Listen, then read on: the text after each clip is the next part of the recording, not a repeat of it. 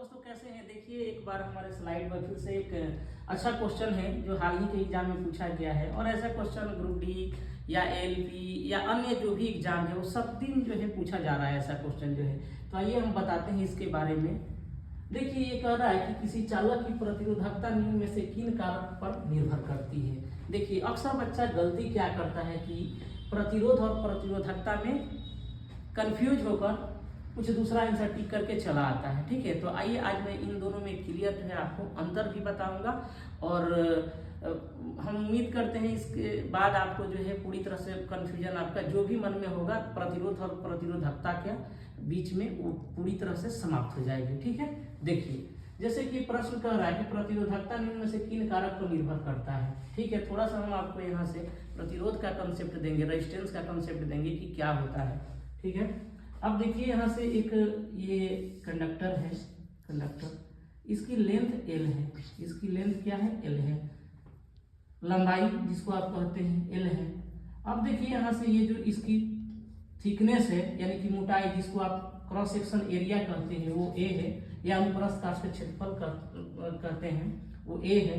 और यहाँ से देखिए ये आपको पर यूनिट लेंथ में जो प्रतिरोधकता है ये रो है, क्या है रो है। ठीक है, अब यहाँ पर इसकी अगर रेजिस्टेंस कैलकुलेशन की बात किया जाए तो आप जानते हैं कि किसी चालक का प्रतिरोध किन बातों पर निर्भर करता है। ठीक है, तो देखिए किसी चालक का प्रतिरोध जो है उसके लंबाई की क्या होती है, समानुपाती होती है, उसकी प्रतिरोधकता की भी समानुपाती होती है, प्रतिरोधकता की भी समानुपाती होती है, और इन्वर्सली प्रोपोर्शनल होता है क्रॉस सेक्शन एरिया का, यानी कि व्युत्क्रमानुपाती है उसके अनुप्रस्थ काट के क्षेत्रफल के।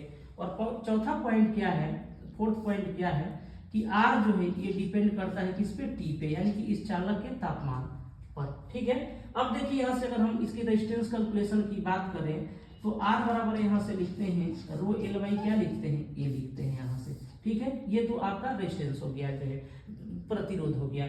इसका SI यूनिट ओम होता है, इसका SI यूनिट जो है ओम होता है इसका प्रतिरोध का। अब देखिए बात आ रहा है यहाँ की प्रतिरोधकता, प्रतिरोधकता क्या है, तो देखिए पर यूनिट लेंथ में किसी भी मटेरियल यानी कि प्रति इकाई लंबाई में जो प्रतिरोध की मात्रा होती है किसी मटेरियल का वही उसकी प्रतिरोधकता कहलाती है। इसको देखिए रो से हम लोग क्या करते हैं, डिनोट करते हैं। ठीक है, इसी को हम लोग यहाँ से प्रतिरोधकता कहते हैं, प्रतिरोधकता कहते हैं। इसी को हम लोग जो है रेसिस्टिविटी कहते हैं, जो है रेसिस्टिविटी कहते हैं। इसी को आप विशिष्ट प्रतिरोध के भी नाम से जानते हैं, इसी को आप विशिष्ट प्रतिरोध के नाम से जानते हैं, इसी को आप विशिष्ट प्रतिरोध के नाम से जानते हैं। ठीक है, मैंने क्या बताया, प्रति इकाई लंबाई यानी कि पर यूनिट लेंथ, इसलिए इसका SI यूनिट जो होता है यहाँ से जब इसको आप सॉल्व करेंगे यहाँ से तो ये आ जाएगा ओम मीटर। क्या होगा, ओम मीटर। अब देखिए ये प्रतिरोधकता आखिर किन बातों पर निर्भर करता है, तो आपको ये बात पता होगा या नहीं भी पता होगा तो मैं आपको बताता हूँ कि देखिए किसी भी मटेरियल जिससे बनी होती है, अगर सिल्वर का है तो उसका प्रतिरोधकता अलग होगा, अगर एल्युमिनियम का है तो उसका प्रतिरोधकता अलग होगा, अगर कॉपर का है तो उसका प्रतिरोधकता अलग होगा। यानी कि यहाँ से क्लियर हो गया कि यह जो है किस मटेरियल का यानी कि किस पदार्थ से मिलकर ये कंडक्टर बना है उस पर निर्भर करता है। पहला फैक्टर कि ये देखिए डिपेंड करता है, रो डिपेंड करता है nature of material, nature of material, nature of material जिसको आप क्या कहते हैं, पदार्थ की प्रकृति कहते हैं, हिंदी में पदार्थ की प्रकृति कहते हैं।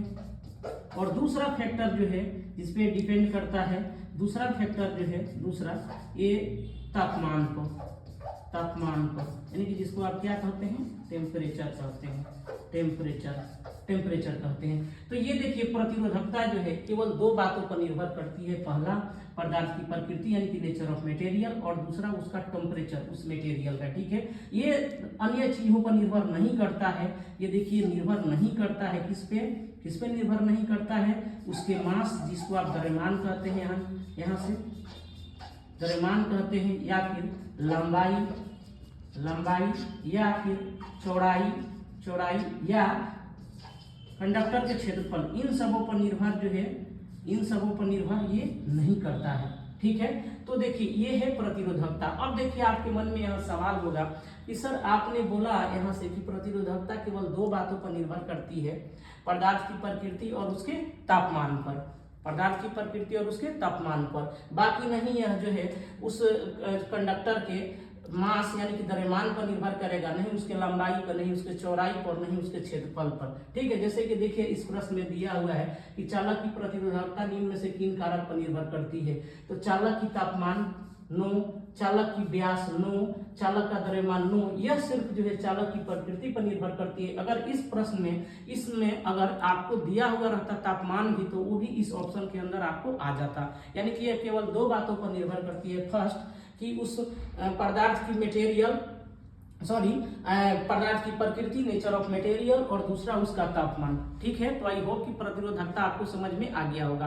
अब थोड़ी सी हम लोग चर्चा कर लेते हैं ये रेजिस्टेंस का। जैसा कि आपने पूछा कि सर पतला तार का प्रतिरोध ज्यादा होगा कि मोटा तार का प्रतिरोध ज्यादा होगा, और आप कह रहे हैं कि तापमान अगर बढ़ाएंगे किसी चालक के जो है तो उसकी प्रतिरोध बढ़ जाएगी, तो इसके कारण क्या है, आइए हम उसके कारण के बारे में जानते हैं। देखिए अगर मान लीजिए फर्स्ट आपने पूछा कि पतला तार का प्रतिरोध ज्यादा होगा कि मोटा तार का। देखिए अगर मान लीजिए कि ये सेम लेंथ की दो कंडक्टर है, इसकी भी एल मान लीजिए 2 मीटर है और इसकी भी एल 2 मीटर है, 2 मीटर सेम मटेरियल से मिलके बना हुआ है। अब देखिए क्या है कि इसकी जो डायमीटर है कितना 10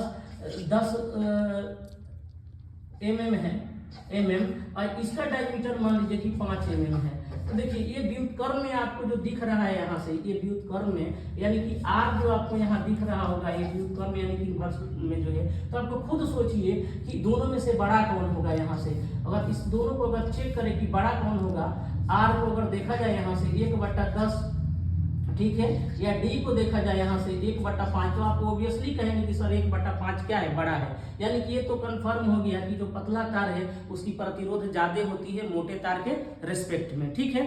अब नेक्स्ट बात है, आपने पूछा कि सर कैसे, कौन सी ऐसी फैक्टर है कि अगर मान लीजिए हम लोग टेम्परेचर को बढ़ाएंगे तो किसी चालक की प्रतिरोध बढ़ जाती है। तो आइए मैं आपको बताता हूँ। देखिए अगर मान लीजिए कि अभी ये जो कंडक्टर है इसकी टेम्परेचर है T1, इसकी टेम्परेचर क्या है T1 है, ठीक है।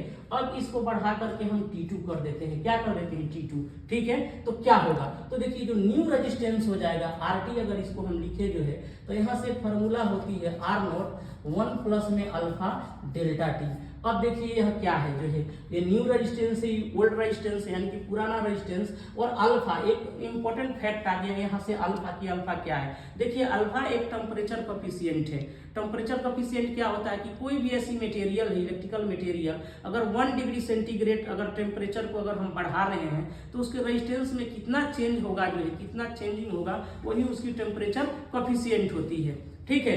अगर इसकी एसआई यूनिट की बात करें अल्फा की, तो पर डिग्री सेंटीग्रेड होती है। जब इसको आप सॉल्व करेंगे तो खुद ही आपको दिख जाएगा कि ये देखिए ओम ओम कट जाएगा और इधर जाके भाग हो जाएगा, पर डिग्री सेंटीग्रेड हो जाएगा। डेल्टा टी क्या है यहाँ से, डेल्टा टी का मतलब हो जाएगा यहाँ से T2 माइनस क्या जी T1। मान लीजिए पहले टेम्परेचर था उसका 27 डिग्री और सेकंड टेम्परेचर उसको 37 डिग्री कर दिए, तो 37 माइनस के 27, ठीक है, वो फैक्टर यहाँ पे क्या करेगा, आएगा जो है, ठीक है। अब देखिए अब यहाँ से अल्फा, और अल्फा किसके लिए पॉजिटिव और किसके लिए निगेटिव और किसके लिए 0, तो इन्हीं कारणों के जो है कारण किसी भी मटेरियल की रेजिस्टेंस वैरी करती है, जिसको आप टेम्परेचर कोफिशिएंट कहते हैं। अल्फा क्या है आपका, टेम्परेचर कोफिशिएंट है, टेम्परेचर कोफिशिएंट है, कोफिशिएंट, ठीक है, टेम्परेचर कोफिशिएंट है। अब देखिए अल्फा क्या होगा, अल्फा क्या होती है कि देखिए पॉजिटिव होती है किसके लिए, कंडक्टर के लिए, कंडक्टर के लिए, और अल्फा जो देखिए निगेटिव होती है सेमीकंडक्टर, सेमीकंडक्टर, सेमीकंडक्टर या इंसुलेटर के लिए, इंसुलेटर के लिए, ठीक है। तो ये अल्फा देखिए, अल्फा ही मेन रिस्पॉन्सिबल होता है कि किस मटेरियल के टेम्परेचर बढ़ाने से उसकी रेजिस्टेंस बढ़ेंगे कि घटेंगे। अक्सर आप लोग को देखिएगा जितनी भी सेमीकंडक्टर मटेरियल है जैसे सिलिकॉन, जर्मेनियम, इसकी टेम्परेचर कोफिशिएंट क्या होती है, निगेटिव होती है। टेम्परेचर कोफिशिएंट क्या होती है, निगेटिव, किसकी, जैसे देखिए सिलिकॉन, जर्मेनियम, ये जितने भी सेमीकंडक्टर मटेरियल है, कार्बन, इन सब की जो क्या होती है, इन सबको जो है टेम्परेचर कोएफिशिएंट निगेटिव होने के कारण अक्सर हम लोग कहते हैं कि अर्धचालक यानी कि सेमीकंडक्टर के मटेरियल की टेम्परेचर बढ़ाने से उसकी रेजिस्टेंस घट जाती है। इसका कारण क्या है? इसका कारण क्या है? Negative temperature coefficient. इसको जैसे ही आप बढ़ाएंगे तो इसके रेजिस्टेंस क्या होंगे? घटेंगे। कैसे घटेंगे? आप खुद सोचिए। इस फार्मूला में अगर इस फार्मूला को अगर हम लोग यहाँ से देख लें, यहाँ से अगर ये टर्म अगर निगेटिव होगा, अगर ये टर्म अगर आपका निगेटिव होगा तो खुद सोचिए, अगर 1 में से अगर इसकी मान अगर घटेगा तो जो भी मल्टीप्लाई करने के बाद आएगा 1 से क्या होगा? छोटा होगा जो है। ठीक है, जीरो पूछ रहे हैं आपकी, जीरो का इसका तो देखिए जीरो क्या होता है कि कोई एलॉय होती है, मिश्र धातु होती है, उसकी जीरो होती है जो है, उसकी क्या होती है? जीरो टेम्परेचर कोएफिशिएंट होता है। ठीक है, तो उसमें अगर मान लीजिए उसकी टेम्परेचर बढ़ेगा भी तो उसके रेजिस्टेंस में कोई भी परिवर्तन नहीं होगा, कोई चेंजेज नहीं होगा। तो मेन कारण है इसकी अल्फा यानी कि टेम्परेचर कोएफिशिएंट। यही डिसाइड करेगा कि कोई भी मटेरियल की अगर टेम्परेचर बढ़ती है तो उसकी रेजिस्टेंस बढ़ेगी कि घटेगी। ठीक है, आई होप कि आपको समझ में आ गया होगा यहाँ से कि प्रतिरोध और प्रतिरोधकता और साथ साथ इसके टेम्परेचर बढ़ने के कारण इसकी रेजिस्टेंस पर क्या इफेक्ट होंगे। ठीक है, तो चलिए मिलते हैं फिर नेक्स्ट वीडियो में, तब तक के लिए थैंक यू।